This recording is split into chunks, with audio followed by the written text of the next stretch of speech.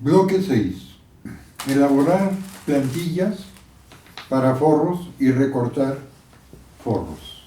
Para la elaboración de plantillas se coloca una hoja de papel un poco más grande que el tamaño del forro sobre la región cavada o la región que requiere de un forro más grande. Y se fija con cinta adhesiva, es decir, el papel tiene que quedar fijo para que no se nos mueva. Sobre el papel se traza una línea que continúa sobre el original, tanto en sentido vertical como horizontal. Es necesario que la línea vertical siga el curso de un anillo de la madera del original. El marcado sobre el original y la hoja de papel tiene la finalidad de poder volver a ubicar el papel sobre el original en exactamente la misma posición. Acto seguido, se traza el contorno de la cavidad sobre el papel. Esto puede suceder mediante un lápiz, tal como en la primaria marcábamos el águila de una moneda con la punta del lápiz inclinada tallando el papel sobre la moneda. Una vez marcado el contorno, se recorta el papel con la mayor precisión. En el original marcamos, contiguo a la cavidad, los puntos de la línea que habíamos marcado con el papel antes de cortarlo.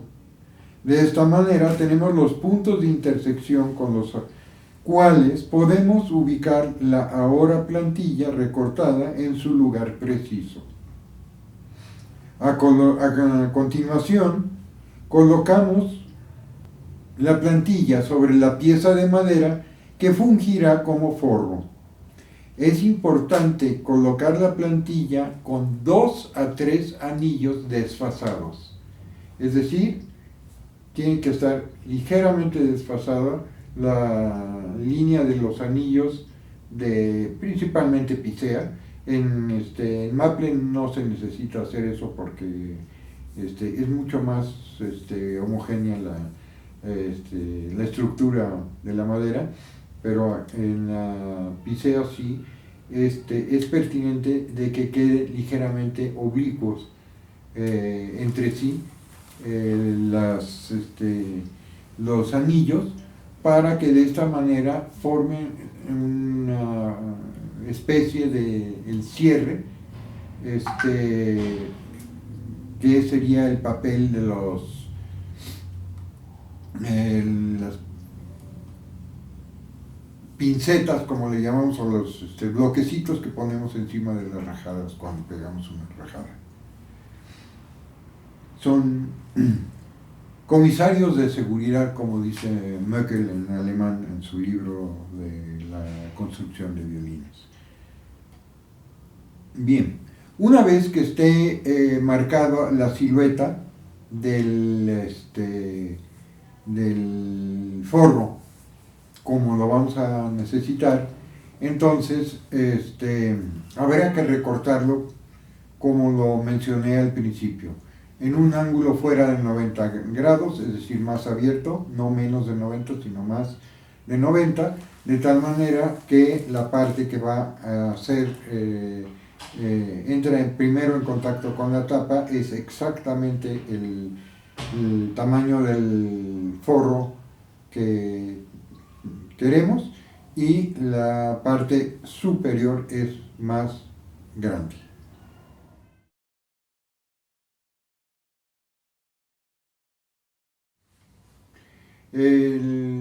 Una vez marcado la silueta del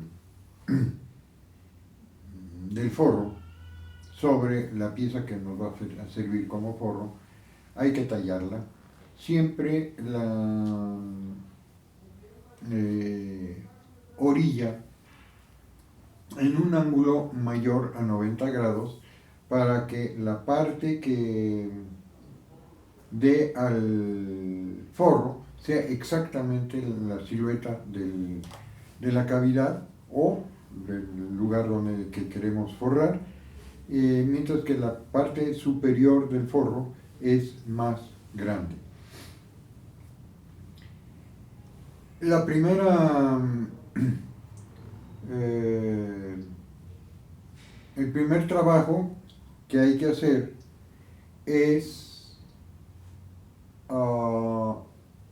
en el caso donde no tenemos que cavar, tener completamente liso la superficie donde vamos a poner el forro. Vamos a decir, a suponer, en el caso del violín del polaco, el forro fue en la parte superior uno y en la parte central el otro. En la parte inferior tuve que rectificar más bien era limpiar la superficie con rasqueta para poder tener una superficie continua. Ahí no fue socavado, simplemente lo que tenía era lo que tenía y en parte llegaba a grosores de medio milímetro, lo cual ya no dejaba lugar para hacer cavidades ni nada. Simplemente se pone el forro encima. Y para ello se necesita tener una superficie lo más fluida y constante posible. Entonces se coloca gis sobre esta superficie y se coloca, una vez que está todo marcado con gis, se coloca el forro encima y se talla tantitito, se mueve un medio milímetro de su lugar para que se marque el gis que está sobre la tapa se marque en el forro. Esto al principio el movimiento puede ser más burdo, puesto que tenemos todavía una tabla plana, pero a medida que va uno bajando, el movimiento cada vez va a ser mucho menor, ¿sí? Y al final simplemente se pone en su lugar, se prensa, se desprensa, se quitan las prensas y se ve cómo está marcado. La finalidad es que esté completamente marcada la superficie que va a tener contacto con el original.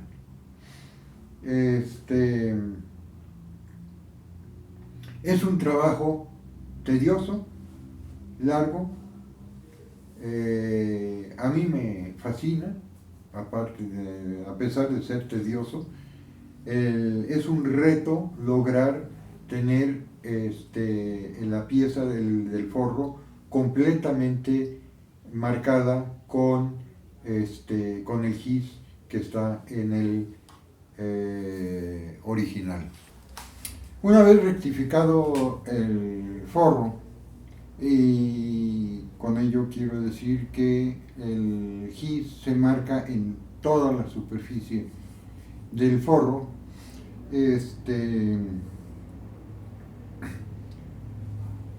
procedemos a pegar este forro.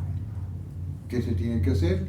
En primer lugar, quitar toda la marcación del gis en el original y también la que quedó en el forro. Tener la tapa en el molde de yeso. No necesitamos un folio intermedio, lo podemos hacer si es que tiene temor de que algo del gis se marque sobre el barniz, pero normalmente no sucede, y principalmente cuando son instrumentos ya de mucha edad, el barniz tiene la suficiente rigidez para no marcarse con el yeso. Puesto la tapa sobre el molde, necesitamos preparar las prensas y el forro para su prensado, obviamente la cola. Ponemos cola tanto en la parte del original como en el forro. Ponemos el forro sobre su lugar, lo movemos ligeramente y tenemos que ver que al poner el forro ya con la cola, sea lo más exacto, desde antes de que toque el original, lo más exacto en su posición. Si la rectificada del forro es como debe ser, en el momento en que cae, se succiona con una fuerza que a veces es muy difícil corregir la posición. Entonces hay que tener cuidado con esto. A veces hasta con martillo hay que moverlo tantito para que se mueva a su lugar, pero lo mejor es bajarlo al lugar en la exacta posición que tenemos marcado ya desde antes. En algunos casos podemos también darnos el lujo de pegar unos bloquecitos en la orilla de la parte donde va a ir el forro, unos 4 por ejemplo, o cuando menos 3, en un triángulo en 3 lugares, donde dejamos caer el forro siempre en la misma posición, teniendo esos 3 como delimitación. Estos 3 bloquecitos tienen que ir pegados al original. Ya una vez pegados, entonces siempre el forro tiene que caer en el mismo lugar. Hay muchas maneras de ayudarse a esto, inclusive se le pueden pegar unos bloques al forro para que corran junto a los bloques que están pegados al original. Uno mismo se puede hacer la vida más sencilla o más dificultosa como uno quiere. Aquí no hay reglas, a final de cuentas esos bloquecitos hay que quitarlos y no hay que lastimar el original al quitarlos. Una vez que está ya con la cola puesto, vienen las prensas y hay que dejar secar cuando menos 48 horas, dependiendo del tamaño del forro. Mientras más grande, más tiempo necesitamos para que seque. Una vez seco, podemos utilizar el mismo molde para ubicar la tapa y entonces primero con gubia devastar el forro para seguir después con los cepillos y calibrar el original con el forro de acuerdo a las circunstancias. Cuando es, por ejemplo, un forro del alma, tenemos los grosores alrededor de la cavidad. Esos van a ser los que van a regir el grosor del original con el forro, una vez que tallemos la parte superior del forro, estemos calibrando el forro. Y ahí podemos ir, también depende del tamaño del forro, del óvalo que utilicemos para este forro del alma. Iremos a mayor grosor o mantenemos el mismo grosor. Eso lo tenemos que evaluar de acuerdo a las experiencias que tenemos con los grosores de nuestros instrumentos. Y de esto va a depender también el sonido del instrumento. Claro, mientras más chico es el forro, menos problemas va a causar. Mientras más grande es mucho más